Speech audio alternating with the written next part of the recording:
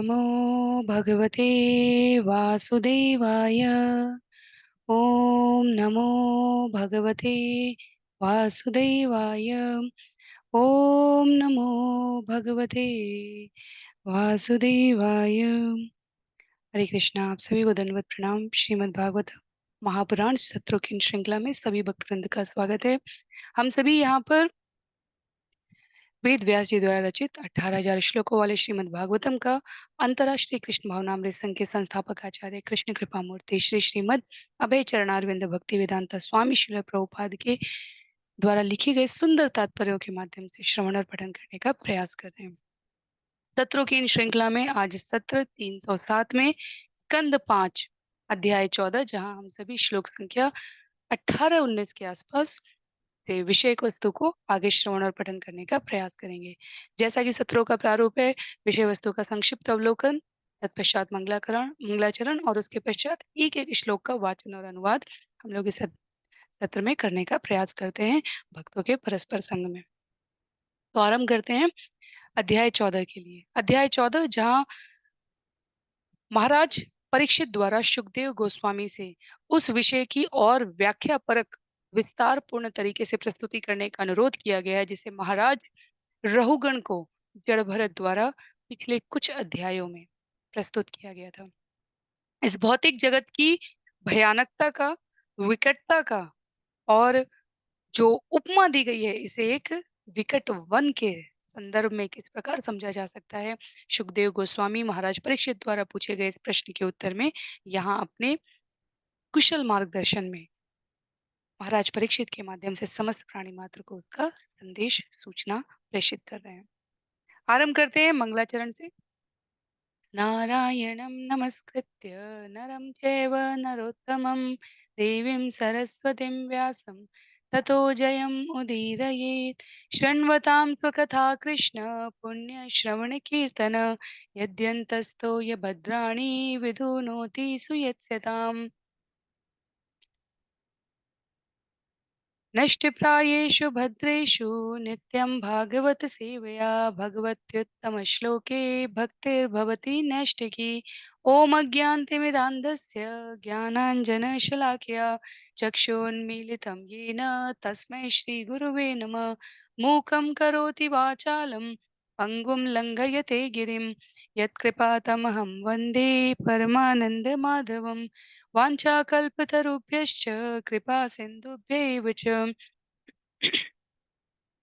पतितानां पावनेभ्यो वैष्णवेभ्यो नमो नमः। जय श्री कृष्ण चैतन्य प्रभो नित्यानंद श्री अद्वैत गदाधर श्रीवासादि गौर भक्तवृंद।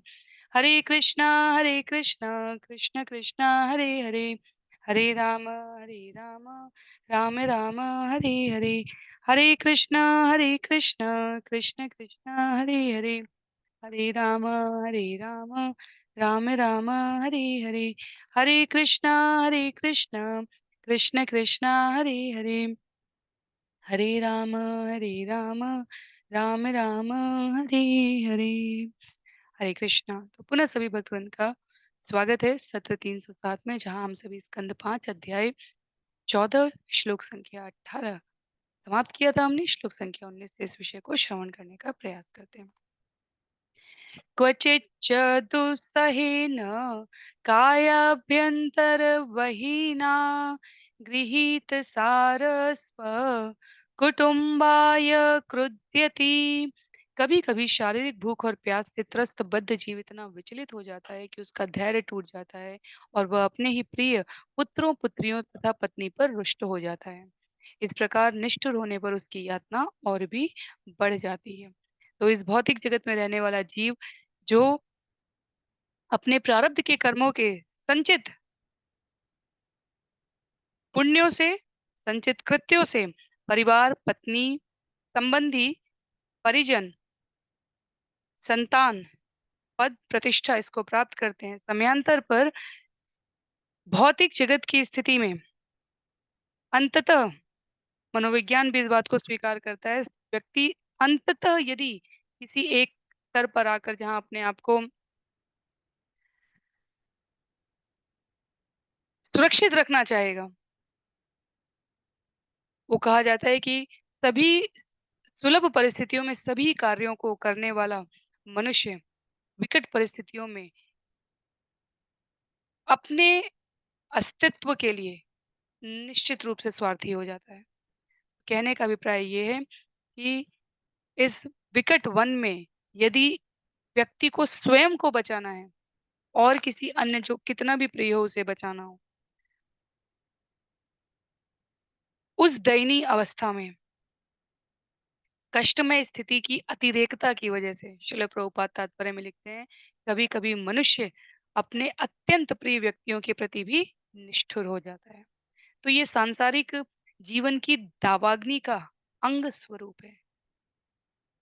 अंततः प्रत्येक जीव की अपनी यात्रा है और इसलिए आचार्य विद्वज्जन महापुरुष अपने शब्दों से, अपने वचनों से, अपने कार्यों से दिशा निर्देश करते हैं कि प्रत्येक को अपनी आत्मिक उन्नति के लिए स्वयं उत्तरदायी होने का ये भार अवश्य वहन करना चाहिए। तत्पश्चात श्लोक संख्या 20 में कहा गया है, स एव पुनः निद्रा अजगर गृहीतेन्धे तमसि मग्न शून्य अरण्ये इव शेते नान्यत् किंचन वेद शव इव अपविद्धः। सुखदेव गोस्वामी महाराज परीक्षित से आगे कहते हैं, प्रिय राजन, निद्रा अजगर के समान है। जो मनुष्य भौतिक जीवन रूप वन में विचरण करते रहते हैं, उन्हें निद्रा अजगर अवश्य ही निगल जाता है। इस अजगर द्वारा डसे जाने के कारण वे अज्ञान अंधकार में खोए रहते हैं। वे सुदूर वन में मृत शरीर की भांति फेंक दिए जाते हैं। इस प्रकार बद्ध जीव समझ नहीं पाता कि जीवन में क्या हो रहा है। तो एक होता है जीव एक बार के लिए मृत हो गया, अर्थात सदा सर्वदा के लिए निद्रालीन हो गया। एक है जिसकी उपमा दी जाती है कि 24 घंटे में एक बार प्रत्येक व्यक्ति मृत्यु का अभ्यास करता है। कैसे? निद्रा के माध्यम से। जब हम गहन निद्रा में होते हैं, उस समय हमारे मित्र या शत्रु हमारे मुख के सामने, हमारे सामने खड़े होकर, हमारे जिस स्थान पर हम निद्रालीन है वहां खड़े होकर किसी भी प्रकार का मुंह बना रहे हो, हमें चिढ़ा रहे हो, किसी भी प्रकार की भाषा बोल रहे हो, अपशब्द बोल रहे हो, प्रशंसा कर रहे हो, जीव का वास्तव में इससे कोई बहुत अधिक लेना देना नहीं हो पाता। तो जो भौतिक जगत की ये निद्रा है, प्रतिदिन ली जाने वाली, इसके लिए आचार्य कह रहे हैं कि ये वास्तव में मनुष्य को वो विस्मृति का अनुभव कराता है, जिसमें यदि अज्ञानता यदि हावी हो जाए, तो मनुष्य अपने अस्तित्व तक को भूल जाए। गोस्वामियों का उदाहरण देते हुए श्रील प्रभुपाद कहते हैं, हमारे षट गोस्वामी वृंदावन के मंदिरों में जब पूरा इतना इतना विशद प्रचार कार्य किया है हमारे गोस्वामियों ने, कभी-कभी वे 2 घंटे ही भी नहीं सोते थे और कभी-कभी तो इतना भी नहीं सोते थे। सदैव आध्यात्मिक अनुशीलन में तत्पर रहते थे। इसीलिए कई बार लोगों को आश्चर्य होता है, जब शास्त्र कहते हैं, आचार्य कहते हैं कि नामाचार्य श्री हरिदास ठाकुर 192 माला प्रतिदिन करते हैं। तो लोग कहते हैं 6 से 8 घंटे सोने का अवसर निकाल दो, संभव ही नहीं है ये। तो वो सोते ही नहीं थे और कई बार योग निद्रा, कई बार योगाभ्यास के द्वारा ऐसा लगता है कि ये संभव है करना और आचार्य जानते हैं, उन्होंने अपने व्यवहार में दिखाया है कि भक्ति योग में ये स्वाभाविक रूप से संभव है।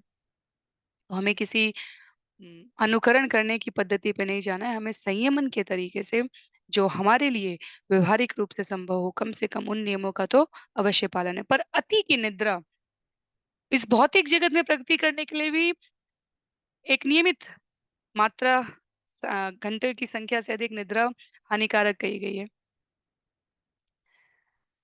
तो जो व्यवहारिक नियम है उनका पालन तो अवश्य करना चाहिए, पर साथ ही साथ यदि अपनी आध्यात्मिक उन्नति के लिए हम क्रमशः अपनी स्थिति को ऊर्ध्वगामी बना सकें तो वो अत्यंत शोभनीय है। तत्पश्चात श्लोक संख्या 21 में,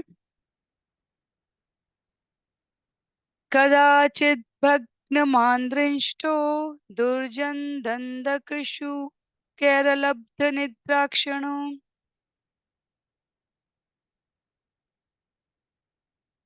इसमें हम लोग 4 पंक्ति वाला मीटर लगाकर देखते हैं। कदाचित् भग्न मांद्रिष्ट दुर्जन दन्दः शुके लब्धनिद्राक्षणो व्यथित हृदयेन अनुक्षीयमाणो विज्ञान अंधकूपे अंधवत पतति। कभी कभी भौतिक जगत रूपी वन में बद्ध जीव सर्पों तथा अन्य जंतुओं जैसे ईर्ष्यालु शत्रुओं के द्वारा दंशित होता रहता है। शत्रु के छलावे से बद्ध जीव अपने प्रतिष्ठित पद से च्युत हो जाता है। चिंताकुल होने से उसे ठीक से नींद तक नहीं आती। इस प्रकार वह अधिकाधिक दुखी होता जाता है और क्रमशः अपना ज्ञान तथा चेतना खो बैठता है। उसकी दशा उस स्थायी अंध पुरुष के समान हो जाती है जो अज्ञान के अंधकूप में गिर गया हो। चाणक्य पंडित कहते हैं, कूटनीति के बड़े बड़े आचार्य कहते हैं, हमारी प्रतिस्पर्धा स्वयं से होनी चाहिए। यदि हम किसी को सापेक्षिक रख के प्रतिस्पर्धा करने का प्रयत्न करेंगे तो हम कभी भी अपने स्वयं के उस उत्कट परिणाम लक्ष्य तक नहीं पहुंच पाएंगे जहां तक पहुंचने की हमारी सामर्थ्य है। तो क्योंकि जब भी हम सापेक्षिक रूप से अपने को प्रतिष्ठित करना चाहेंगे तब अन्य जीव निश्चित रूप से ईर्ष्या के वश या तो हमारे समान पद पर आना चाहेंगे या हमें जहां तक हम पहुंच पा रहे हैं वहां से गिराना चाहेंगे। इसलिए जब जीव केवल स्वयं से प्रतिस्पर्धा करता है तब वो कई अनावश्यक तत्वों से स्वयं को बचा ले जाता है। और ऐसा ना करने की स्थिति में यहाँ पर कहते हैं सुखदेव गोस्वामी, जीव अपनी चेतना तक खो सकता है। कैसे? अधिकाधिक दुखी होकर, ठीक से नींद न प्राप्त करके। क्योंकि शत्रु के छलावे में बद्ध जीव के अपने प्रतिष्ठाजनक पद से च्युत होने की संभावना अधिकाधिक होती जाती है। और ये जो स्थिति है जिसमें कोई और अन्य आकर हमें आश्रय, ढाँढस और सकारात्मकता का संचार नहीं कर सकता। वो स्थिति अत्यंत अंधकूप में, अत्यंत दयनीय हो जाती है, अंधकूप में गिरने के समान हो जाती है। तो ये जो सारे लक्षण यहाँ पर बताए जा रहे हैं, व्यवहार रूप में हमें ये समझना है कि यदि सतोगुण, रजोगुण और तमोगुण, जो भगवत गीता में प्रकृति के 3 गुणों का वर्णन करके भगवान ने अर्जुन से कहा है कि सत में तो निश्चित रूप से रहने का प्रयास करना चाहिए और गति सत से शुद्ध की ओर होनी चाहिए। इस क्रम में ना रहने की अवस्था में जीव की कैसी स्थिति होगी, उसे सुखदेव गोस्वामी यहाँ विस्तार रूप में प्रस्तुत कर रहे हैं। तत्पश्चात श्लोक संख्या 22 में कर्हि स्म चित् काम मधुलवान् विचिवन् यदा परद्दार परद्रव्याणि अवरुन्धान राज्ञा स्वामिभिः वानिहत पतति अपारे निरये। पतत्यपारे निरये, तो पतति अपारे निरये। कभी कभी बद्ध जीव इंद्रिय प्राप्त से होने वाले क्षणिक सुख की ओर आकर्षित होता है। फलस्वरूप वह अवैध यौन संपर्क में रत होता है अथवा पराये धन को चुराता है। ऐसी अवस्था में वह राजा द्वारा बंदी बना लिया जाता है या फिर उस स्त्री का पति या उसका संरक्षक उसे दंडित करता है। इस प्रकार किंचित सांसारिक तुष्टि हेतु वह नारकीय स्थिति में जा पड़ता है और बलात्कार, अपहरण, चोरी तथा इसी प्रकार के कृत्यों के लिए कारागार में डाल दिया जाता है। तो बहुत इस भौतिक जगत में कहा जाता है, इस समय वर्तमान के लिए कहा जाता है, यदि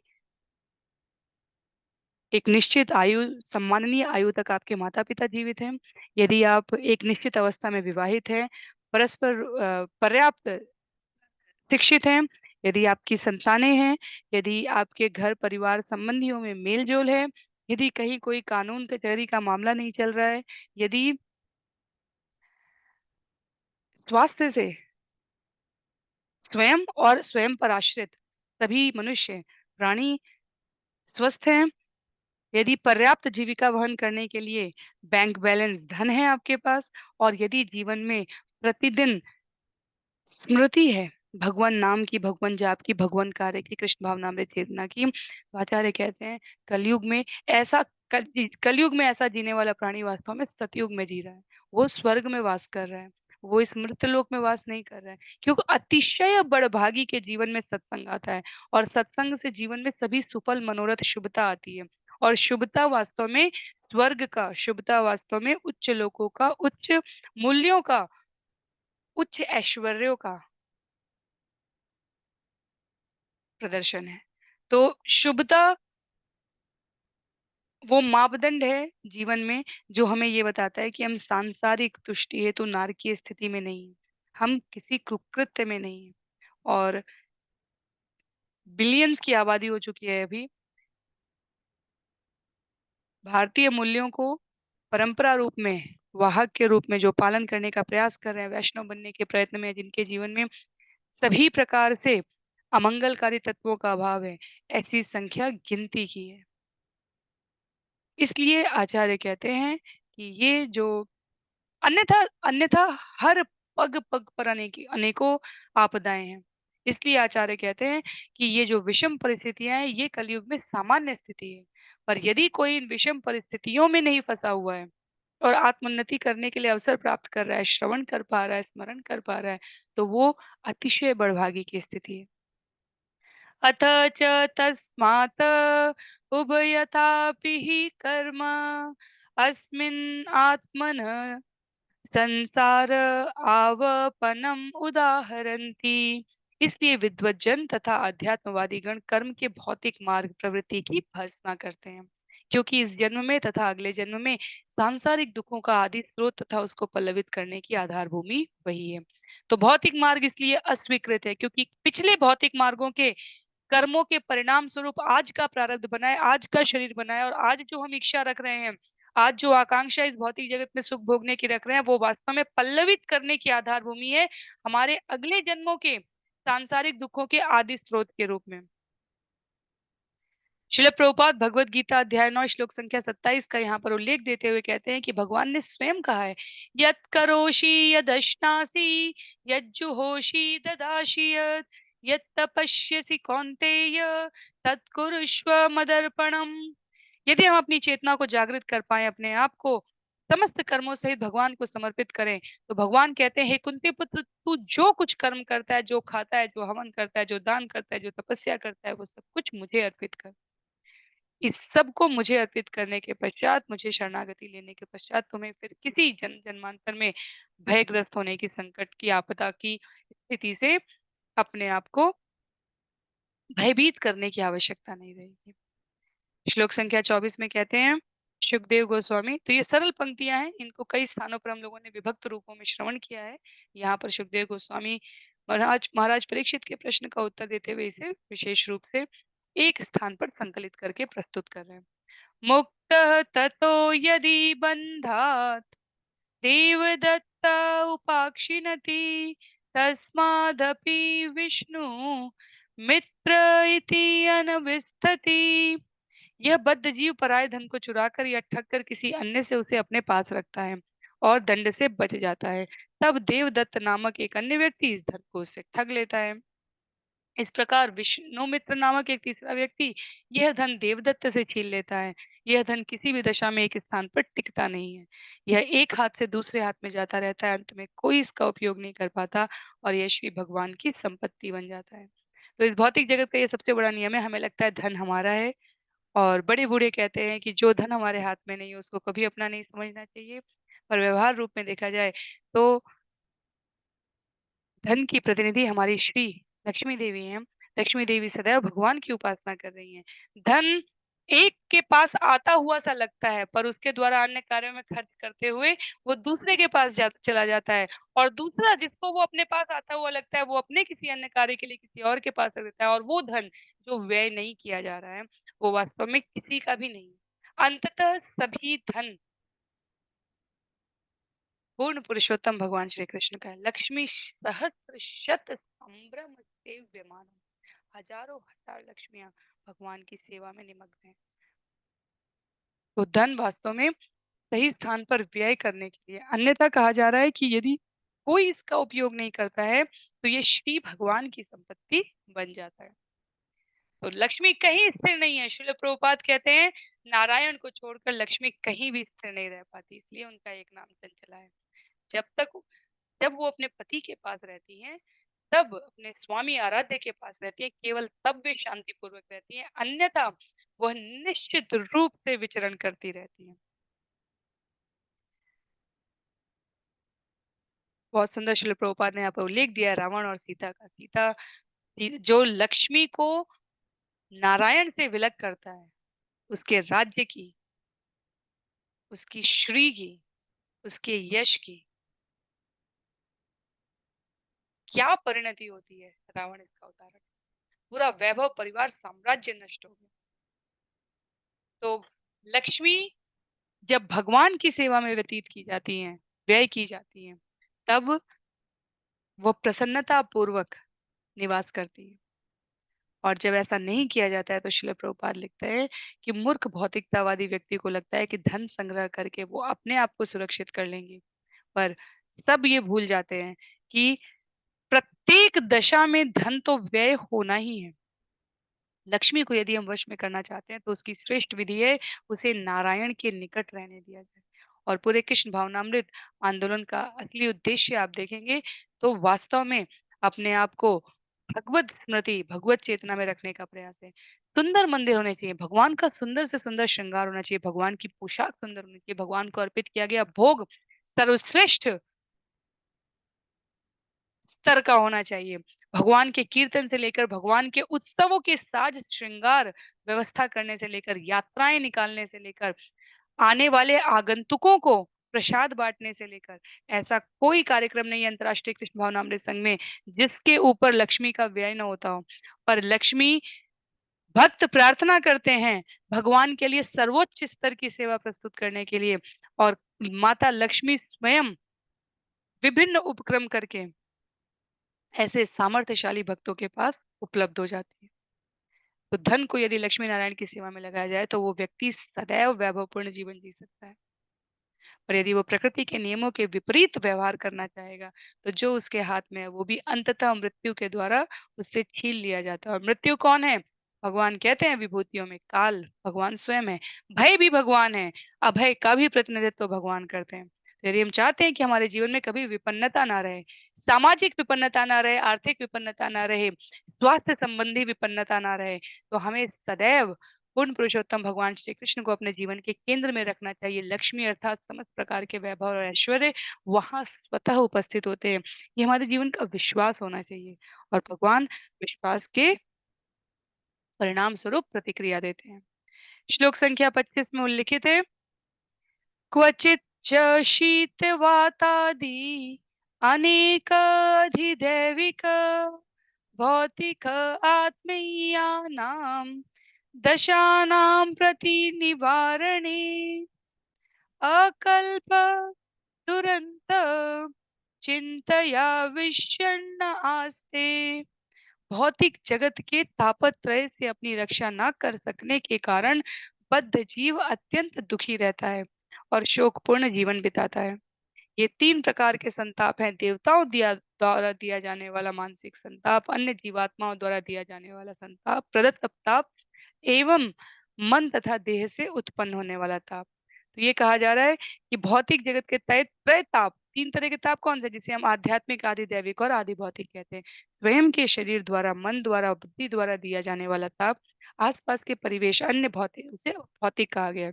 आध्यात्मिक स्वयं के द्वारा, भौतिक आसपास के वातावरण द्वारा, आदि आदि दैविक जो आपदाओं के रूप में दिया जाने वाला, अत्यधिक वर्षा, अत्यधिक सूखा, बर्फबारी, कहीं दावानल, ये सब आदि दैविक होते हैं। तो जीव सभी प्रकार से अपने आप को सुरक्षित रखने के प्रयास में इन तीन तरह के ताप से, चार तरह के दुख कष्ट से अपने आप को कभी मुक्ति नहीं दिला सकता। यदि भगवान ने इसको स्पष्ट रूप से कह दिया तो इसमें फिर किसी भी प्रकार की कहीं से कहीं तक शंका की कोई गुंजाइश नहीं है।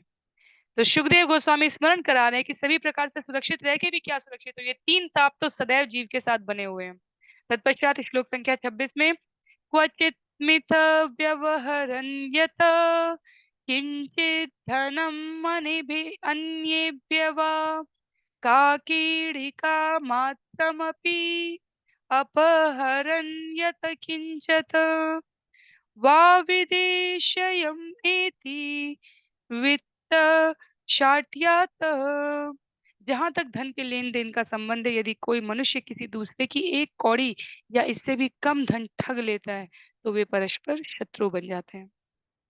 इसीलिए हमने भी एक और सत्र में कहा था, उपदेशामृत में हमारे गोस्वामी जी कहते हैं स्पष्ट रूप से, धन का लेन देन, हमारे किसी संबंध को यदि हमें खराब करना हो तो उसमें धन का लेन देन लगा दे। क्यों? क्योंकि धन वास्तव में कलयुग का प्रतिनिधित्व स्वर्ण के रूप में जहाँ करता है, जहाँ निश्चित रूप से बुद्धि मति मारी जाती है। 4 प्रकार से अपूर्ण मनुष्य इस धन के लेन-देन में किसी न किसी प्रकार से अपने आप को ये समर्पित करता है और समर्पित करने के इस क्रम में उसे हानि प्राप्त होती है। किस चीज़ की हानि? संबंधों की हानि प्राप्त होती है, विचारों की हानि, विचारों की दरिद्रता प्राप्त होती है। तो भौतिक जगत की इस स्थिति में वंचक, धोखेबाज किसी भी प्रकार की जो अवांछित स्थिति है, उसको लाने से बचने का हमें प्रयास करना चाहिए। श्लोक संख्या 27 में कहा गया है, अध्वनि अमुष्मिन् इमे उपसर्गा तथा दुःख दुःख राग द्वेष भय अभिमान प्रमाद उन्माद शोक मोह लोभ मात्सर्य ईर्ष्य अवमान श्रुत पिपासा आदि व्याधि जन्म जरा मरण यादय। इस भौतिक जगत में अनेकानेक कठिनाइयाँ आती हैं और ये सभी दुर्लंघ है। इनके अतिरिक्त तथाकथित सुख, दुःख, राग, द्वेष, भय, अभिमान, प्रमाद, उन्माद, शोक, मोह, लोभ, मत्सर, ईर्ष्या, अपमान, क्षुधा, पिपासा आदि व्याधि तथा जन्म, जरा, मरण से उत्पन्न होने वाली बाधाएं आती हैं। ये सभी मिलकर संसारी बद्ध जीव को दुःख के अतिरिक्त और कुछ नहीं दे पाती। और कुछ भी नहीं दे पाती। तो ये हम सबका अनुभव है, इसमें बहुत अधिक विस्तार की कोई आवश्यकता ही नहीं है। अपने आस-पास हर क्षण की परिस्थितियों में हम इसका अनुभव कर रहे हैं और इनका जो परिणाम होता है वो हमारे लिए अत्यंत अमंगलकारी होता है। क्यों? क्योंकि वो कृष्ण से हमारे संबंध को पुनः स्मृति कराने में जो समय की अपव्ययता करता है, उससे हम अपने जीवन में नुकसान की प्राप्ति करते हैं। तो अगर यदि सब कुछ जीवन में लगे कि अनुकूल चल रहा है, तो जितना हो सके हरि नाम का जाप करना चाहिए ताकि जीवन में सभी प्रकार के आने वाले क्षणों में जब हमारी स्थिति, परिस्थिति, मानसिक अ, बुद्धि अनुकूलता की ओर स्थापित ना भी हो, तो भी हम अपने आप को इस जगत के इन प्रलंबनकारी स्थितियों में अपने आप को बचा सकें भगवान की असीम अनुकंपा से। श्लोक संख्या 28 में कहा गया है, क्वापि देव मायया क्रिया भुजलता उपगूढ़ प्रसन्न विवेक विज्ञान यत विहार गृहारंभ आकुल हृदय तत आश्रय अवसक्त सुत दुहित कलत्र भाषित अवलोक विचेष्टित अपयत हृदयात्मानम् अधीतात्मा अपारे अंधे तमसी प्रहिणोति। कभी-कभी बद्ध जीव प्रमादवश मूर्तिमान माया से आकर्षित होकर स्त्री द्वारा आलिंगन किए जाने के लिए व्याकुल उठता है। इसी प्रकार वह अपनी बुद्धि तथा जीवन उद्देश्य के ज्ञान को खो देता है। उस समय वह आध्यात्मिक अनुशीलन का प्रयास न करके अपनी पत्नी या प्रेयसी में अत्यधिक अनुरक्त हो जाता है और इसके लिए उपयुक्त गृह आदि उपलब्ध कराने का प्रयत्न करता रहता है। फिर वह इस घरभार में अत्यधिक व्यस्त हो जाता है और अपनी पत्नी तथा बच्चों की बातों, चितवनों तथा कार्यकलापों में फंस जाता है। इस प्रकार वह कृष्ण भावनामृत से वंचित होकर लौकिक अस्तित्व के गहन अंधकार में गिर जाता है। तो कभी अत्यंत कष्टमय स्थिति होगी तो जीव एक बार को परिवारीजनों से भी अपने आप विरत कर लेता है। कभी तनिक भी अनुकूलता होगी तो सबसे पहले अपने आप को घर-बार में अत्यधिक व्यस्त कर लेता है।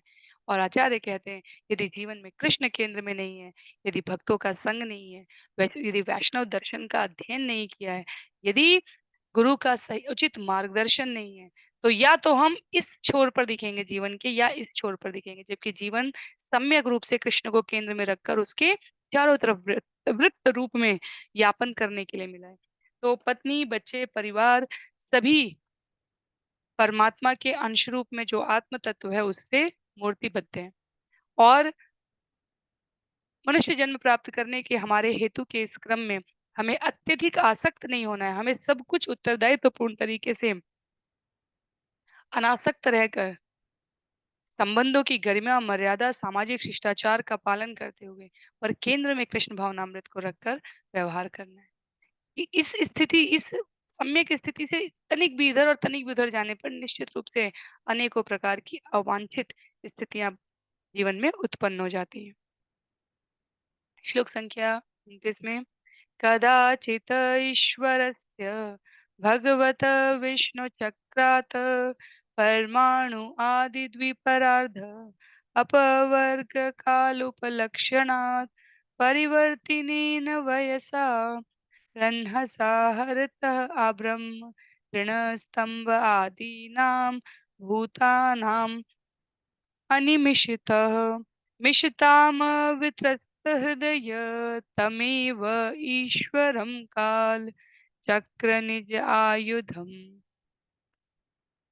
साक्षात् भगवन्तं यज्ञपुरुषम् अनाद्यत्यपाखण्डदेवता कङ्कगृह गृधबकवट प्रायः समय परिह्यता सांकेत्येन अभिधत्ते।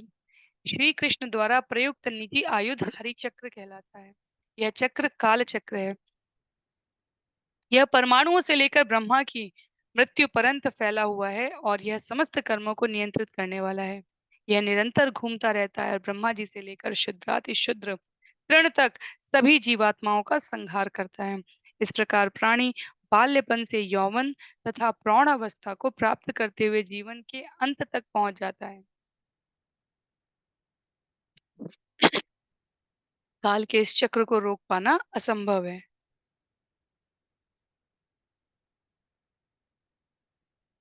पूर्ण पुरुषोत्तम भगवान का निजी आयुध होने के कारण यह अत्यंत कठोर है। कभी कभी बद्ध जीव मृत्यु को निकट आया जानकर ऐसे व्यक्ति की पूजा करने लगता है जो उसे आसन्न संकट से उबार सके। वह ऐसे श्री भगवान की परवाह नहीं करता जिनका आयुध अथक काल है। उल्टे वह अप्रामाणिक शास्त्रों में वर्णित मानव निर्मित देवताओं की शरण में जाता है। ऐसे देवता बाज गिद्ध बगुले तथा कौवे के तुल्य हैं। वैदिक शास्त्रों में इनका वर्णन नहीं मिलता। पास खड़ी मृत्यु शेर के आक्रमण की तरह है जिससे न तो गीद बाज कौवे और न ही बगुले बच सकते हैं। जो पुरुष ऐसे अप्रामाणिक मानव निर्मित देवताओं की शरण में जाता है उसे मृत्यु के चंगुल से नहीं छुड़ाया जा सकता। तो काल के इस चक्र के बारे में यहाँ पर सुखदेव गोस्वामी बता रहे हैं कि ये परमाणु से लेकर ब्रह्मा ब्रह्मलोक का जो उच्चतर स्थान है उसे सत्यलोक कहा गया है और वहां तक ये है। परमाणु से लेकर अर्थात कण कण अवयव के हर तत्व में यदि हम मानव निर्मित देवताओं की उनकी भौतिक उपलब्धियों के इस अनुक्रम में रहकर जीवन का पूरा समय व्यतीत करते उनकी आराधना करने में तो लिखा है वैदिक शास्त्रों में इसका कोई वर्णन नहीं है। और क्या होगा हम अपने आप को कभी भी इस भवबंधन से निकाल पाने में सक्षम नहीं हो पाएंगे।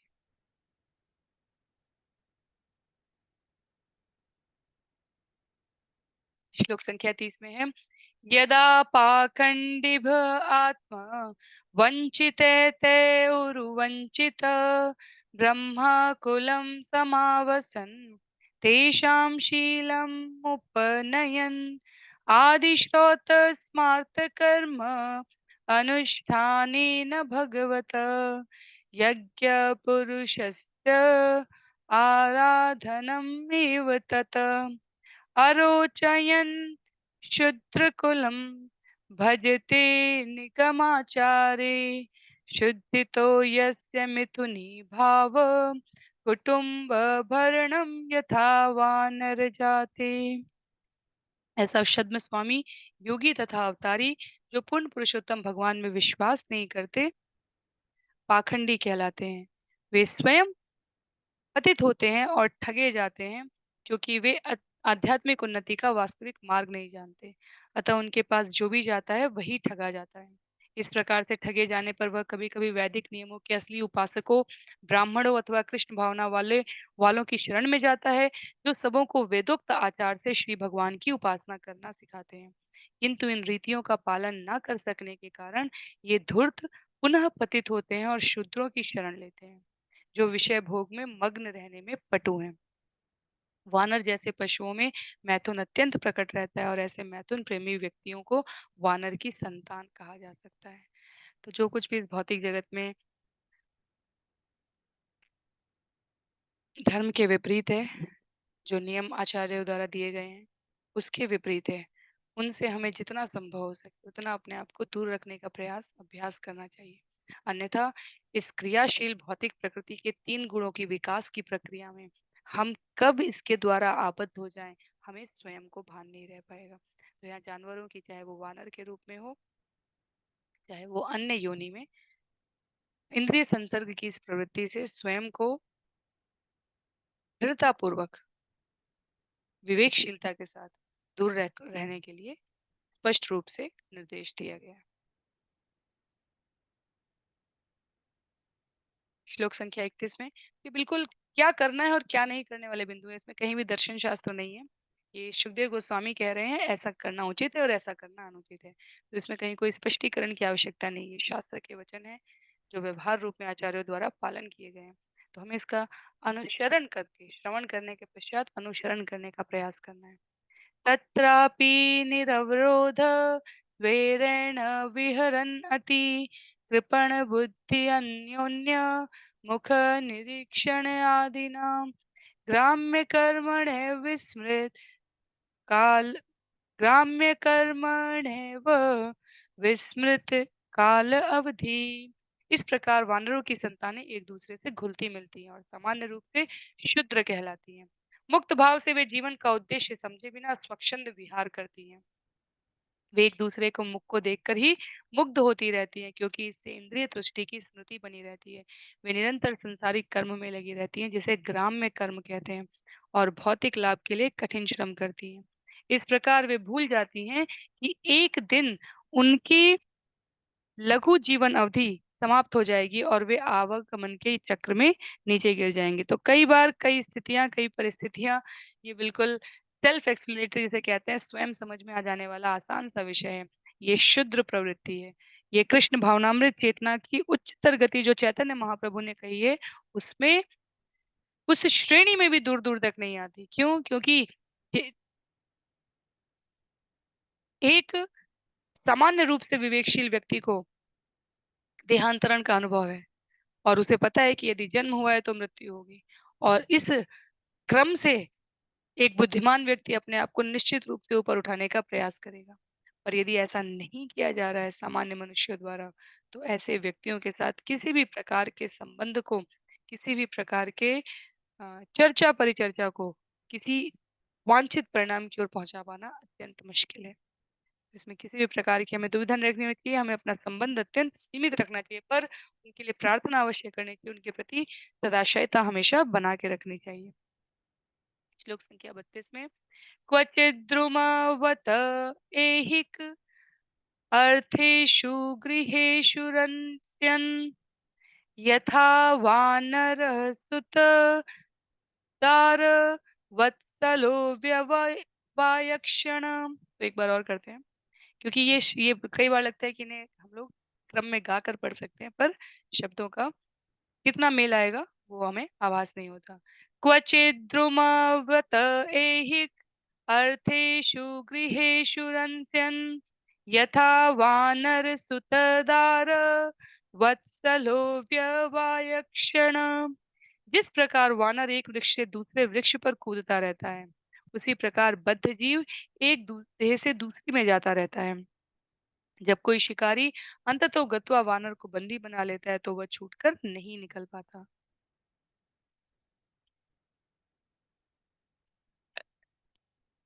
इसी प्रकार यह बद्ध जीव क्षणिक इंद्रिय तृप्ति में फंसकर भिन्न भिन्न प्रकार की देहों से आसक्त होकर गृहस्थ जीवन में बद्ध जाता है। गृहस्थ जीवन में बद्ध जीव को क्षणिक इंद्रिय सुख का आनंद प्राप्त होता है और इस प्रकार वह सांसारिक चंगुल से निकलने में सर्वथा असमर्थ हो जाता है। तो पुनः यहाँ पर गृहस्थ जीवन की दिनचर्या को, गृहस्थ जीवन की व्यवस्था को प्रश्न चिन्ह नहीं दिया जा रहा है। गृहस्थ जीवन के उद्देश्य के प्रति यदि विस्मृति हो गई है, तो उसको यहाँ पर चुनौती के रूप में प्रस्तुत किया गया है। क्यों? क्योंकि यहाँ का जो प्रश्न है परीक्षित महाराज का, वो इस शरीर की उपयोगिता से विस्मृत होने वाले कारणों से विकट वन की बात की जा रही है। भ्रमित विस्तृत बुद्धि वाली होने की स्थिति के लक्षणों के बारे में चर्चा पर चल रही है और आचार्य कह रहे हैं, सुखदेव गोस्वामी प्रस्तुत कर रहे हैं कि गृहस्थ जीवन में कृष्ण भावनामृत चेतना से विस्मृति होने के हमारे पास अनेकों अवसर होते हैं। अन्य आश्रमों से अधिक अवसर होते हैं गृहस्थ आश्रम में भगवत स्मृति को भूलने के। तो इसलिए इसीलिए जो हमारे जीवन का व्यवहार ही होता है, सुबह से लेकर रात्रि तक वो इसी क्रम में व्यतीत करने के लिए कहा जाता है, जिससे हमारी भगवत स्मृति की विस्मृति ना हो जाए। तो जिस प्रकार गृहस्थ जीवन के अनेकों लाभ बताए गए, उसी प्रकार गृहस्थ जीवन में अत्यंत सावधानी रहने वाले भी कई बिंदु बताए गए हैं। एवं अध्वनिर अवरुन्धान मृत्यु गज भयात तमसी गिरी कंदर प्राये। बद्ध जीव इस भौतिक जगत में भगवान के साथ अपने संबंध को भूलकर तथा श्री कृष्ण भावनामृत की परवाह किए बिना अनेकानेक दुष्कर्मों एवं पापों में प्रवृत्त होने लगता है। तब उसे तापत्रय से पीड़ित होना पड़ता है और वह मृत्यु रूपी हाथी के भय से पर्वत की गुफा के घनांधकार में जा गिरता है। यदि हम अपने आप को जागृत ना रख पाए तो इस प्रकार के परिणाम अनापेक्षित नहीं है, ये बहुत ही व्यवहारिक है, यही परिणाम होगा। प्रत्येक प्राणी मृत्यु से भयभीत है और जितना भी चाहे, जितनी भी भौतिकतावादी प्रगति कर ले, शास्त्र कह चुके हैं, आचार्य कह चुके हैं और वर्तमान का हमारा इतिहास और आगे का भविष्य इसका साक्षी रहने वाला है कि किसी भी प्रकार का भौतिकता में किया गया प्रयास हमें अमरता की स्थिति तक नहीं पहुंचा सकता।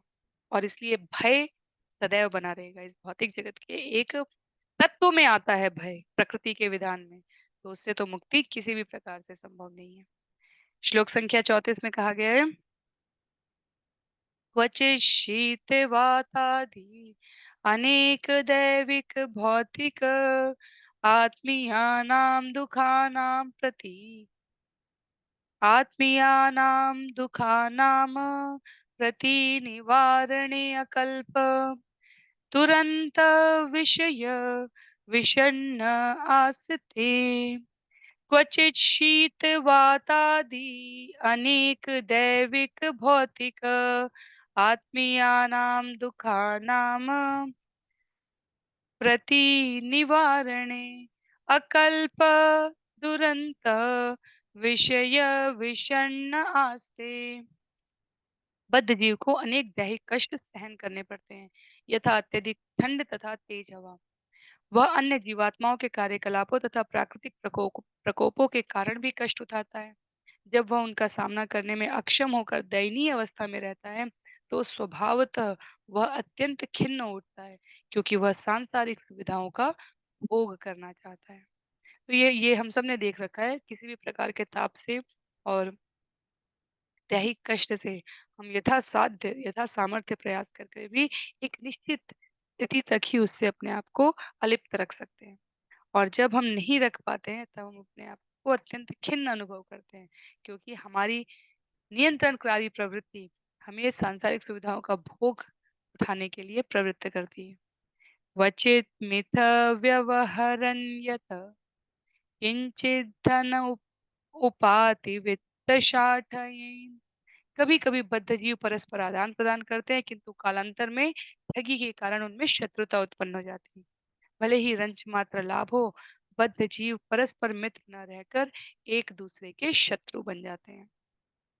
तो लेन देन का व्यवहार, गोपनीय बातों को कहने और बताने की निष्ठा और भोज्य पदार्थ का प्रति विनिमय, ये कहा गया है कि अत्यंत समान मानसिकता में करने का प्रयास करना चाहिए, अन्यथा कितनी भी परस्पर मित्रता हो, उस समयांतर पर धीरे धीरे सही शत्रुता में परिवर्तित हो जाती है। श्लोक संख्या 36 में कहा गया है, क्वचित क्षीण धन शय्या आसन्न शनादि उपभोग विहीन यावतति अप्रतिलब्ध मनोरथ उपगता दाने अवसित मति तत तत अवमानादीनि जनान विलभते। कभी कभी धनाभाव के कारण बद्ध जीव को स्थान प्राप्त करने में कठिनाई होती है। कभी तो उसे बैठने तक के लिए स्थान नहीं मिल पाता, न ही उसे अन्य आवश्यक वस्तुएं ही प्राप्त होती हैं। दूसरे शब्दों में वह अभाव का अनुभव करता है और नैतिक साधनों से इन आवश्यकताओं को न प्राप्त कर पाने के कारण वह अनैतिक ढंग से दूसरों की संपत्ति का अपहरण करता है। जब उसे वांछित वस्तुएं प्राप्त नहीं हो पाती, वह दूसरों से अपमान ही प्राप्त करता है, जिससे वह अत्यंत खिन्न हो उठता है। तो ये वो स्थिति है जो कि स्वाभाविक रूप से हमने या तो स्वयं में अनुभव की है या अपने आसपास के अनुभवों से अनुभव की है कि वांछित वस्तु प्राप्त न होने के क्रम में जीव खिन्न हो उठता है, उदास हो उठता है और अपने आप को समस्त अभावों का अंतिम प्राप्तकर्ता समझने लगता है। तो किसी भी स्थिति में ये आध्यात्मिक जीवन की उन्नति के लिए अनुकूल गुण नहीं है। श्लोक संख्या 37 का उल्लेख किया गया है यहाँ पे।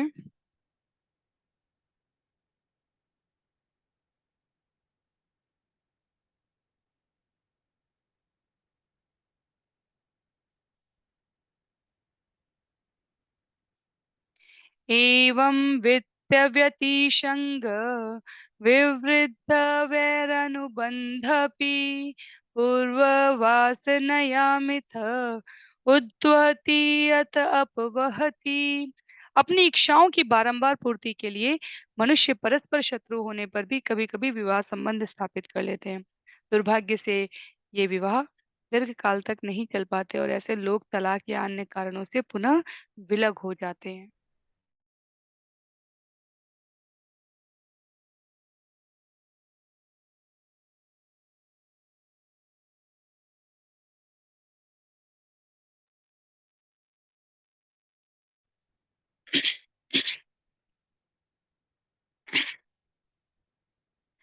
जब भी हम इतिहास का श्रवण करते हैं तो कई बार हमें ऐसे उदाहरण मिलते हैं जहां पर किसी राजनीतिक आर्थिक समझौते के लिए दो शत्रुवत परिवारों में भी, साम्राज्यों में भी, राज्यों में भी हमने अ, वैवाहिक मित्रता का उपक्रम होते हुए देखा। ये केवल भारतीय संदर्भ में ही नहीं है, ये अंतर्राष्ट्रीय संदर्भ में भी अलग अलग सभ्यताओं में इस प्रकार का क्रम रहता है। और कब कहा गया है सुखदेव गोस्वामी द्वारा, ये हजारों वर्ष पहले परीक्षित महाराज के साथ संवाद में व्यक्त किया गया है। इसका उद्देश्य किसी भी प्रकार की निष्ठावत स्नेह की अभिव्यक्ति नहीं होती है, अपितु दोनों पक्ष सदैव ईर्ष्यालु बने रहते हैं। यहाँ तक कि कौरव और पांडवों के उपक्रम में भी, यदि मैं गलत नहीं हूँ, यदि यदि मेरी स्मृति सही है, निश्चित रूप से क्रम गलत हो सकता है। शिशुपाल की पुत्री का विवाह, शिशुपाल की पुत्री का विवाह संभवतः नकुल के साथ हुआ था। आप लोग इसे चेक कर सकते हैं, मैं भी चेक करूँगी। यदि इसे कन्फर्म नहीं समझिएगा, लेकिन मेरे कहने का अभिप्राय यहाँ पर ये है कि कई बार संबंध इस प्रकार से इसी प्रकार दुर्योधन की पुत्री के विवाह के लिए कृष्ण के पुत्र के साथ होता है। तो कई संबंध ऐसे हैं, इनमें न ये एक राजनैतिक कूटनीति, और वैसे तो भगवान की लीलाओं में ये पात्र बड़े ही विलग रूप में प्रस्तुत होते हैं, पर वैसे भी सामान्यतः व्यवहार रूप में भी इनका परिलक्षण अ, शुद्ध स्नेह के साथ नहीं है। तो सुखदेव गोस्वामी उसी विषय को यहाँ पर कहना चाह रहे हैं कि अंततः ये पृथकत्व और शत्रुता को ही जन्म देते हैं। इन संबंधों को स्थापित कर लेने से जीवन में शांति और संपन्नता और मंगल नहीं आ जाता है। श्लोक संख्या 38 में, एतस्मिन् संसारध्वनि नाना क्लेश उपसर्ग बाधित आपन्न विपन्न यत्र यः तम् उह भाव इतरः तत्र विसृज्य जातं जातं उपादाय शोचन् मुह्यन् विवदन् क्रन्दन् सन्न्यस्तन् गायन् हैमान साधु वर्जितो नैवावर्तते अद्यापि यत आरब्ध एष नरलोक सार्थो यमध्वनः पारमुपदिशन्ति। इस भौतिक जगत का मार्ग क्लेशमय है और बद्ध जीव को अनेक कष्ट विचलित करते रहते हैं। कभी वह हारता है तो कभी जीतता है। प्रत्येक दशा में यह मार्ग विघ्नों से परिपूर्ण है। कभी बद्ध जीव अपने पिता से मृत्यु होने या अन्य कारणों से विलग हो जाता है, वह उसे छोड़कर क्रमशः अन्यों से यथा अपनी संतान से आसक्त हो जाता है। इस प्रकार बद्ध जीव कभी कभी भ्रमित और कभी भय के मारे जोर जोर से चित्कार करता है। कभी वह अपने परिवार का भरण करते हुए प्रसन्न होता है, तो कभी अत्यधिक प्रसन्न हो जाता है और सुरीले गीत गाता है। इस तरह वह अनंत काल से श्री भगवान के विषयों को भूलकर अपने में बंधता जाता है। उसे भौतिक जगत के भयानक पथ पर चलना तो पड़ता है, किंतु वह इस पथ पर तनिक भी सुखी नहीं होता। स्वरूप सिद्ध मनुष्य इस भयानक पथ से छूटने के निमित्त श्री भगवान की शरण ग्रहण करते हैं। भक्ति मार्ग को स्वीकार किए बिना भौतिक जगत के चंगुल से कोई नहीं निकल पाता। तात्पर्य यह है कि इस भौतिक जगत में कोई भी प्रसन्न नहीं हो सकता है। उसे कृष्ण भावनामृत का आश्रय अवश्य ग्रहण करना चाहिए। इतना भी वर्णन वर्णन सुखदेव गोस्वामी यहाँ पर कर रहे हैं। अंतिम सार यही है। अंतिम सार यही है। चाहे अनुकूल परिस्थितियों की बात हो, चाहे प्रतिकूल परिस्थितियों की बात हो, मित्रता की बात हो, शत्रुता की बात हो, परिवार की बात हो, अध्यात्म की बात हो, हानि लाभ किसी की भी विषय की बात हो, हमें अपने आप को मनुष्य शरीर मिलने के पश्चात, ये श्रवण करने का अवसर मिलने के पश्चात, सत्संग की महिमा को स्वामी तुलसीदास जी से लेकर अन्य आचार्यों से लेकर वैष्णव परंपरा के प्रत्येक विद्वज्जन द्वारा कहे जाने के बाद मूल पंक्ति पकड़ कर रखनी है। यदि एक जीवन का, एक दिन का, एक क्षण हमें मिले, तो वो हमारे जीवन में भगवत स्मृति, भगवत भक्ति, भगवत स्मरण से आप्लावित होना चाहिए। पूरे पूरे जीवन का सार है ये। इसके अतिरिक्त आगे पीछे हमें कुछ सोचने की आवश्यकता नहीं है। निश्चित रूप से भगवान योग शिवम वहाम्यहम, भगवान छोड़ेंगे नहीं अपने भक्तों को।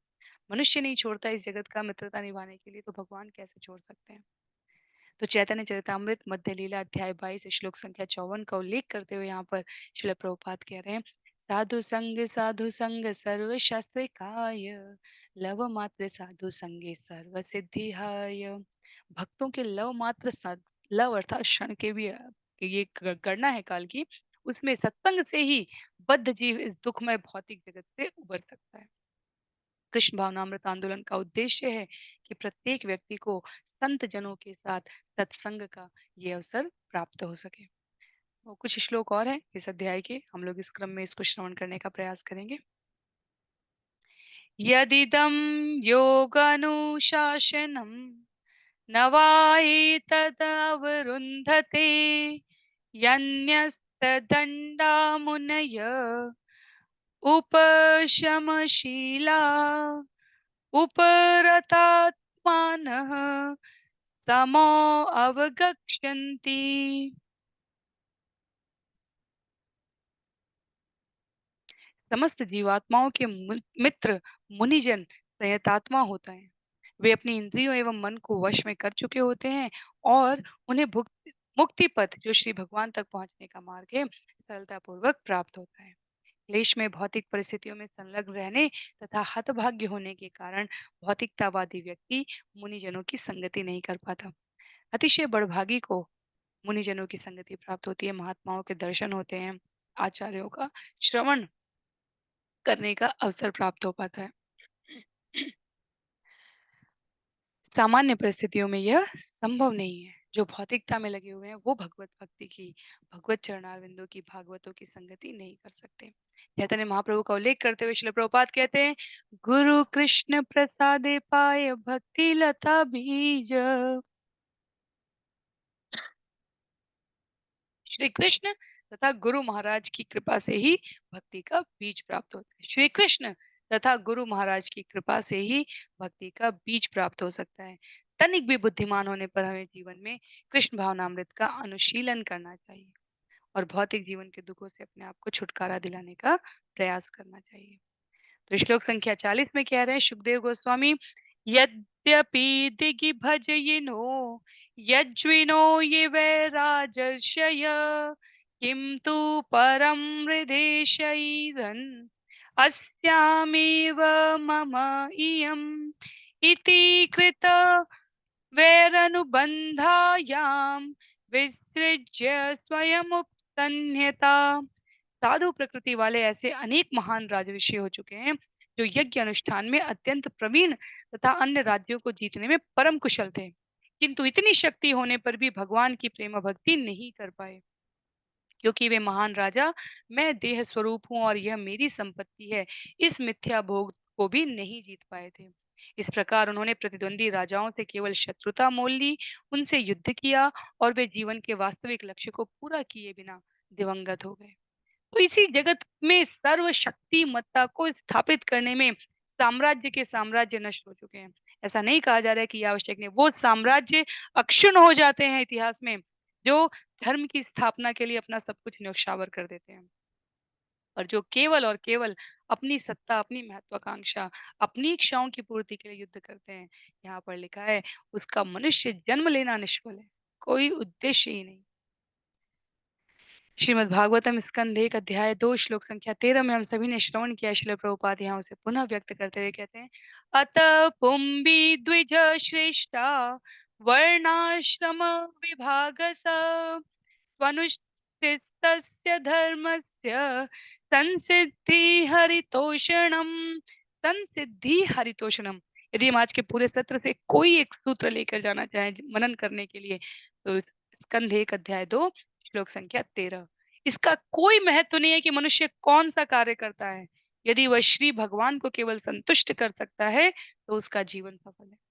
भगवान की संतुष्टि अर्जुन के युद्ध करने में थी, भीष्म पितामह के युद्ध ना करने में थी, सुदामा के गरीब रहने में थी, अम्बरीश के चक्रवर्ती सम्राट बनने में थी, परीक्षित के देह त्याग करने में थी और जड़ भरत के जीवन धारण करने में थी। तो इसका निर्णय हम नहीं कर सकते। भगवान की तुष्टि कैसे है, संतुष्टि कैसे है, इस क्रम में जीवन जीना जीवन की असली सार्थकता है। श्लोक संख्या 41 में, कर्मवल्लीमवलम्ब्य ततापदकथश्चित् नरकात् विमुक्तुनापि एवं संसारध्वनि वर्तमानो नरलोकसार्थम् उपयाति वेम एवमुपरि गतोपि। सकाम कर्म रूपी लता की शरण स्वीकार कर लेने पर बद्ध जीव अपने पवित्र कार्यों के फलस्वरूप स्वर्ग लोक को प्राप्त हो सकता है और इस तरह नारकीय स्थिति से तो उसे मुक्ति मिल सकती है, किंतु वह दुर्भाग्यवश वहां रह नहीं पाता। अपने पवित्र कार्यों का फल भोगने के बाद उसे निम्न लोकों में लौटना पड़ता है। इस प्रकार वह निरंतर ऊपर और नीचे आता जाता रहता है। तो ये क्रम चलता रहेगा। ये हम सब ने कई स्थानों पर अब तक तो श्रवण कर लिया है। 300 से अधिक हो चुके हैं इन श्रीमद् भागवतम के सत्रों में। अनेकों बार हमने इसका श्रवण किया है। ब्रह्मांडे भ्रमिते को न भाग्यवान जीव, गुरु कृष्ण प्रसादे पाए भक्ति लता बीज। चैतन्य महाप्रभु का जो अभी हमने एक पंक्ति पढ़ा था, उसको दोनों ये है। एक साथ कहने पर लाखों वर्षों तक सृष्टि के अनेकों स्थानों में, लोकों में प्रलय पर्यंत भ्रमण करने पर तब तक किसी जीव को भौतिक जगत से छुटकारा नहीं मिल सकता, जब तक किसी विशुद्ध भक्त के चरणारविंद में शरण प्राप्त नहीं हो जाती। बद्ध जीव यदि अपने जीवन का असली ध्येय ना समझ पाए, सकाम कर्म में लगा रहे, तो वो इस ब्रह्मांड में प्रलय पर्यंत भ्रमण करता रहता है।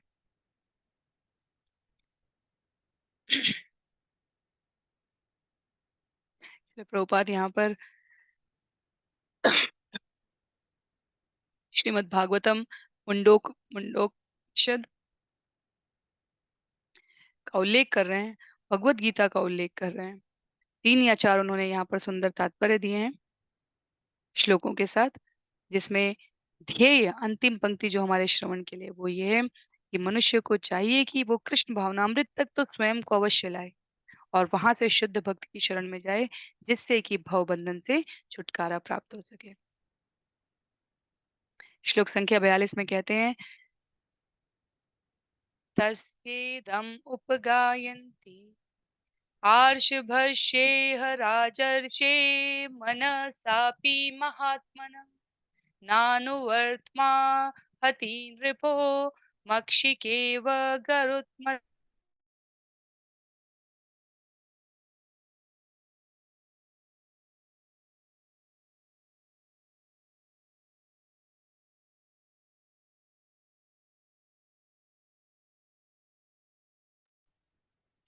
जड़ भरत के उपदेशों का सार सुना चुकने के पश्चात श्री सुखदेव गोस्वामी ने कहा, प्रिय राजा परीक्षित, जड़ भरत द्वारा निर्दिष्ट पथ श्री भगवान के वाहन गरुण द्वारा अनुगमन किए गए पथ के तुल्य है और सामान्य राजगण मक्खियों के समान है। मक्खियां गरुण के पथ पर नहीं जा सकती। आज तक बड़े बड़े राजाओं तथा विजयी नेताओं में से किसी ने भी भक्ति पथ का अनुसरण नहीं किया, मानसिक रूप से भी नहीं। तो ये जिस संदर्भ में यहाँ पर कहा जा रहा है उसका वास्तविक उल्लेख भगवत गीता अध्याय 7 श्लोक संख्या 3 को श्रील प्रभुपाद यहाँ उद्धृत करते हुए कह रहे हैं, जिसके भीतर भगवत भक्ति के लिए प्रयत्नशील होने की अभिलाषा है, वो विरला मनुष्य मुझे जान पाता है। हमें लगता है इस भौतिक जगत में एक राज्य का दूसरे राज्य पर विजय पाना कठिन है। वो अत्यंत महत्वशाली लक्ष्य है, या किसी प्रतियोगी परीक्षा में विजयी होना, या किसी कंपनी के शीर्ष पद पर पहुंच जाना। युद्ध भूमि में विजयी होना वास्तव में देहात्म बुद्धि, देहात्म भूमि पर विजयी होने के बराबर नहीं है। और कहते हैं श्रील प्रभुपाद कि जो बौद्धिक चिंतन में अपने आप को बौद्धिक चिंतन में लगा कर रखे हुए हैं, वो निस्संदेह भक्ति मार्ग की अनुगमन को अभी तक अपने जीवन में अनुभव नहीं कर पाए। जब किसी महाजन के पथ का अनुसरण करते हुए हम अपने जीवन को भक्तिमय बनाते हैं तो मार्ग अत्यंत सरल हो जाता है। और सबसे सरलता के साथ तो जो हमें हरे कृष्ण महामंत्र दिया गया, हरे नाम है व केवलम कलौ नास्ते व नास्ते व नास्ते व गतिरन्यथा। कहा गया है कि इसको गंभीरता से ग्रहण करके हरि नाम का जप करके बुद्धि की मलिनता से अपने आप को दूषण से मुक्त करके शुद्ध करके जीवन के प्रत्येक कर्म को युद्ध भूमि में जिस प्रकार अर्जुन खड़े थे उस प्रकार अनासक्त भाव से भगवान की प्रसन्नता के लिए करना सभी प्रकार के कृत्यों का सार है। श्लोक संख्या 43 में कहते हैं, यो दुस्त्यजान दार सुतान सुहृदय राज्यम हृदय स्पृश जहो युयैव मलवत उत्तम श्लोक लालस। महाराज भरत ने अपनी युवावस्था में सब कुछ परित्याग कर दिया क्योंकि वे उत्तम श्लोक श्री भगवान की सेवा करना चाहते थे। उन्होंने अपनी पत्नी, सुंदर पत्नी, उत्तम संतान, प्रिय मित्र तथा अपने विशाल साम्राज्य का परित्याग कर दिया। यद्यपि इन वस्तुओं का त्याग कर पाना अत्यंत कठिन होता है, किंतु जड़ भरत इतने उच्चस्थ थे कि उन्होंने उनको इस तरह से त्याग दिया जैसे मल त्याग के पश्चात विष्ठा को त्याग दिया जाता है। तो महाराज भरत जिनका हमने श्रवण किया पिछले कुछ अध्यायों में, पिछले कुछ सत्रों में, उनके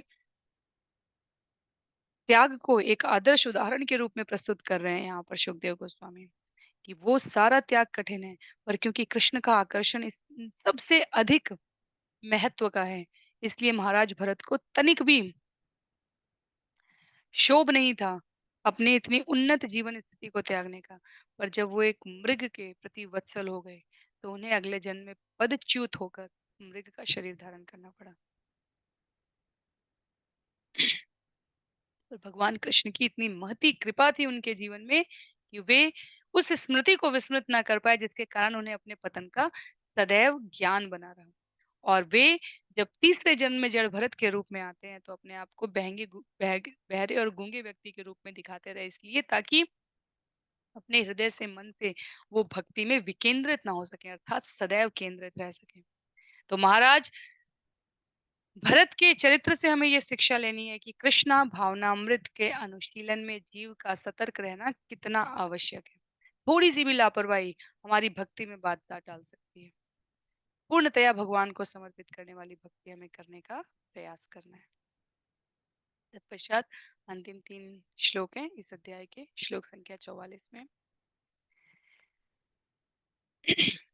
यो दुस्त्यजान क्षिति सुत स्वजनार्थ धारा, यो दुस्त्यजान क्षिति सुत स्वजनार्थ धारान् प्रार्थ्यां श्रियं सुरवरः सदयावलोकाम् नेक्ष्यत नृप ततुचितं महतां मधुद्वे सेवानुरक्तमनसाम्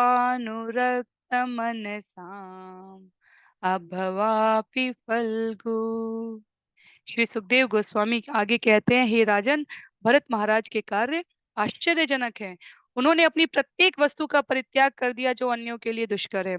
उन्होंने अपना साम्राज्य, पत्नी तथा परिवार त्याग दिया। उनका वैभव इतना प्रभुत था कि देवताओं को भी ईर्ष्या होती थी, किंतु उसका भी उन्होंने परित्याग कर दिया। उनके समान महान पुरुष के लिए महान भक्त होना सर्वथा उपयुक्त था। वे प्रत्येक वस्तु का इसलिए परित्याग कर सके क्योंकि वे भगवान श्री कृष्ण के सौंदर्य, ऐश्वर्य, यश, ज्ञान, शक्ति तथा त्याग के प्रति अत्यंत अनुरक्त थे। कृष्ण इतने आकर्षक हैं कि उनके लिए समस्त इष्ट वस्तुओं का परित्याग किया जा सकता है। जिनके चित्त भगवान की सेवा के प्रति आकृष्ट हैं, वे मुक्ति को भी तुच्छ मानते हैं। तो ये सारा जो संवाद है, ये वास्तव में सुखदेव गोस्वामी महाराज परीक्षित को जब भरत महाराज की कथा का श्रवण करा रहे हैं, वहीं से उद्भूत हो रहा है। महाराज परीक्षित और अधिक विस्तार में सुनना चाह रहे थे, और इसलिए अपने संवाद को समाप्त करने के इस उपक्रम में सुखदेव गोस्वामी उन महाराज भरत की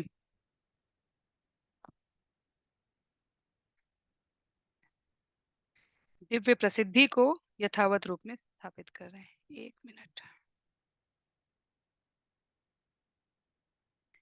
श्लोक संख्या 45 में, यज्ञात धर्म पतये विधि पुणाय योगाय सांख्य शिरसे प्रकृति ईश्वराय नारायणाय हरये नम इत्युदारम् हास्यन् मृगत्वमपि यः समुदाजहार। मृग देह धारण करने पर भी महाराज भरत ने पूर्ण पुरुषोत्तम भगवान को विस्मृत नहीं किया। अतः जब वे मृग देह छोड़ने लगे तो उच्च स्वर से इस प्रकार प्रार्थना की, पूर्ण पुरुषोत्तम भगवान साक्षात यज्ञ पुरुष हैं। वे अनुष्ठानों का फल देने वाले हैं। वे धर्म रक्षक, योग स्वरूप, सर्व ज्ञान स्रोत, सांख्य के प्रतिपाद्य, संपूर्ण सृष्टि के नियामक तथा प्रत्येक जीवात्मा में स्थित परमात्मा हैं। वे सुंदर तथा आकर्षक हैं। मैं उनको नमस्कार करके यह देह त्याग रहा हूँ और आशा करता हूँ कि उनकी दिव्य सेवा में अहर्निश संलग्न रहूंगा। यह कहकर महाराज भरत ने अपना शरीर त्याग दिया। श्रीमद् भागवतम इतना उन्नत शास्त्र है कि हमें अपने शब्द भी लाने की आवश्यकता नहीं है भगवान से प्रार्थना करने की। विभिन्न प्रकार की अवस्थाओं में भक्तों द्वारा भगवान की स्तुति करने की ऐसी व्यवस्था है कि हमें सिर्फ उन शब्दों की पुनरावृत्ति करनी है। भीष्मदेव शरीर त्याग रहे हैं, या यहाँ पर भरत शरीर त्याग रहे हैं। परीक्षित आगे सुखदेव गोस्वामी को धन्यवाद ज्ञापित करेंगे, या माता कुंती कर रही हैं। देवताओं द्वारा, ऋषियों द्वारा, गजेंद्र द्वारा, प्रहलाद द्वारा, ध्रुव द्वारा, प्रचेताओं द्वारा, स्वयं सुखदेव गोस्वामी द्वारा, सूत गोस्वामी द्वारा कथा आरंभ करने से पूर्व सभी जगह आचार्यों की जो सुंदर स्तुति के भाव है, उसके अतिरिक्त हमें और कोई शब्द संकलित करने की आवश्यकता ही नहीं है। अंते नारायण स्मृति, मृत्यु के समय नारायण का स्मरण ही जीवन की सिद्धि है। मृत्यु शाश्वत सत्य है। हम कितने भी प्रयासों से कुछ भी कहकर उससे अपने आप को दूर करने की कोशिश करें, और उसका अपने लक्ष्य के प्रति जो समर्पण है वो हमारे समर्पण से कई गुना ऊपर है, क्योंकि वो भगवान की विभूति के रूप में कार्य करते हैं। तो वो निश्चित रूप से हमें प्राप्त कर लेंगे। हम मृत्यु हमें प्राप्त करे उससे पहले अपनी चेतना को भगवत स्मृति में कितना बांध पाते हैं, हम अपना लक्ष्य प्राप्त कर पाते हैं या नहीं, ये वास्तव में जीवन का परम उद्देश्य होना चाहिए। श्लोक संख्या 46 में कहा गया है, य इदं भागवत सभाजितावदात् गुण कर्मणो राजर्षि भरत तस्यानुचरितं स्वस्य अयनम् आयुष्यं धन्यं यशस्यं स्वर्ग्यापवर्ग्यं वानो शृणोत्याख्यास्यत्य अभिनन्दति च सर्वा एवाशिष आत्मन आशा तेन कांचन परत इति।